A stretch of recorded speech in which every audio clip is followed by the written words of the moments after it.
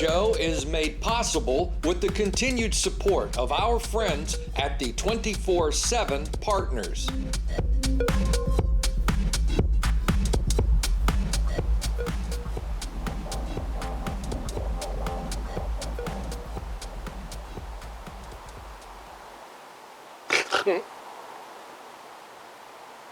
The hell? Oh.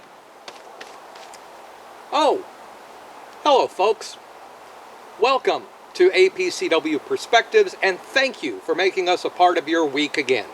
And no, I did not just set up the camera and then come around and crawl into the hammock and pretend to be asleep just to have a good opening on the program. I did it to illustrate a point, that this job can be difficult.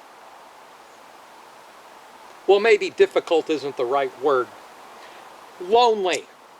That's the word, lonely. Look around. Ain't nobody here but me. And yes, I have the cat, but lately our conversations just seem to go round in circles. She's got her own life and her own set of friends. So it's just me here, lonely. Yes, I travel. Yes, I get to meet all sorts of interesting people and do interviews, but for the most part, I'm on my own. So, when I script these shows, there's no one around to bounce ideas off of. There's no one around to look over the stories and say, yeah, I think this is good, or no, that's not. As a result, I'm not always sure if I strike the right chords each week. That's why it was so nice to see additional criticism of the UK Gambling Commission this past week. And that criticism echoed many of my concerns from our last program about Andrew Rhodes and his use of statistics bullshit speech. Jason Chess, a leading remote gaming advisor in the United Kingdom, penned an article a few days ago, and he too took issue with Rhodes' accusations of people misusing statistics for their own benefit, noting the same hypocrisies and pointing out that the National Audit Office in Britain seems to believe that it's actually the Gambling Commission themselves who are guilty of playing fast and loose with statistical data.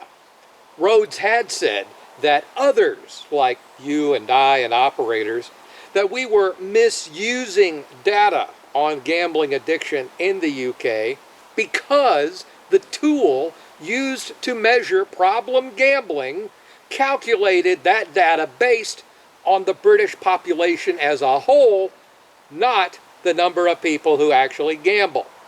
All right. But if that's true, whose fault is that, Andrew? If the tool reports incorrect data, that's on you guys, Mr. Rhodes, not us. And to say that others then are misusing that data for their own gain after you did the exact same thing a couple of months ago? Dick move, Andrew. Dick move.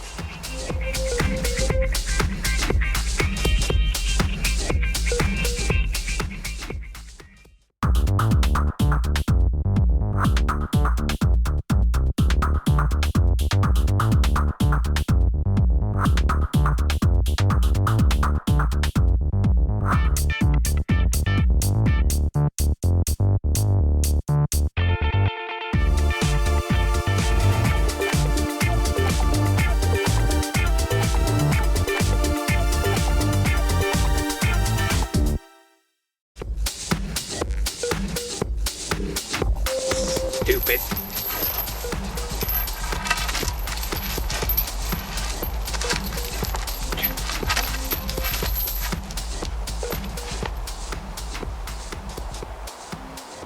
Boy, this is relaxing, let me tell you. The APCW just released a brand new interview video where I speak with Boris, the CEO of Fortune Jack Partners, about all the reasons affiliates should be working with them. Talk includes their no admin fee and no negative carryover, plus up to 70% revenue share. Boris also talks about their new project and other markets that they serve. And you can watch this video right now in the APCW members area of the GPWA forums, on the APCW website, or on our YouTube page. Also, just over the past several weeks, we've been talking a lot about the UK Advertising Standards Authority and how they have pulled down tweet after tweet after tweet from Ladbrokes, claiming that they violated their advertising standards. And supposedly these guys are the authority on such things. After all, they wouldn't have named them the Advertising Standard Authority if they were not the authority on advertising standards. A lot of truth in the name. That's why, I guess, they have this, complex where they feel like they're just in charge of everything, and whatever they say goes. Because the only thing that is making a tweet an advertisement is the fact that they say it's an advertisement. They can take a tweet with no promotional material, no call to action, and no links to a product and just say, boom, that's an ad. Must be nice. Now, the gods, with a little g, at the ASA, said Ladbrokes had violated their policies by featuring a tennis player and some MMA fighters because they might, as an athlete, they might appeal to people under the age of 18 years old. All right. So riddle me this. How can they then turn around, these same idiots with a capital I, and they look at a tweet from William Hill featuring a former football player and say, that's fine. That's not going to appeal to anyone under 18. How can they do that? It's almost the exact same thing. Well, I'll tell you why, but it's going to make you sick. If you're anything like me, it'll make you sick.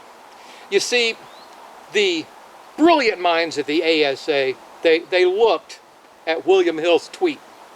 And then the brilliant minds at the ASA looked at this football player's social media accounts. And they discovered that he had 1.2, 1.8, I don't remember. It was over 1 million followers. Yeah.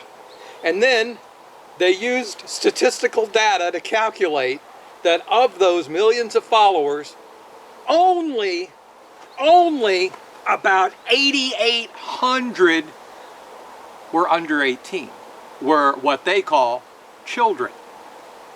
So they let it go. Follow this.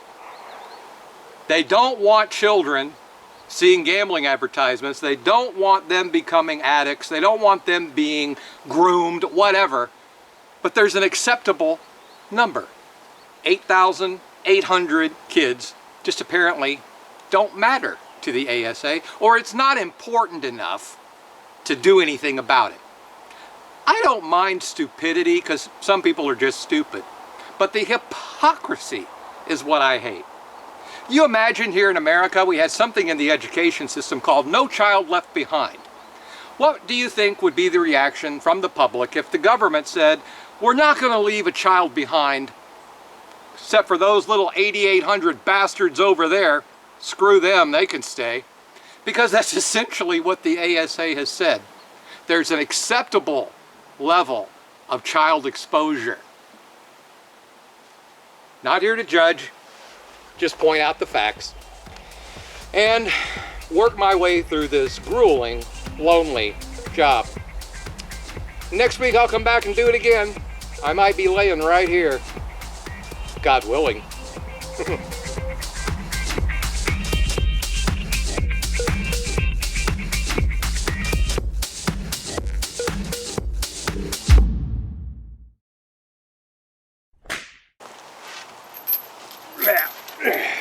Fat man getting in a hammock. What could be funnier?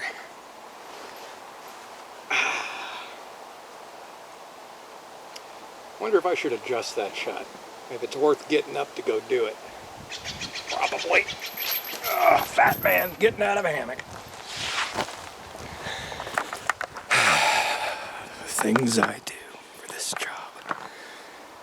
Here we go.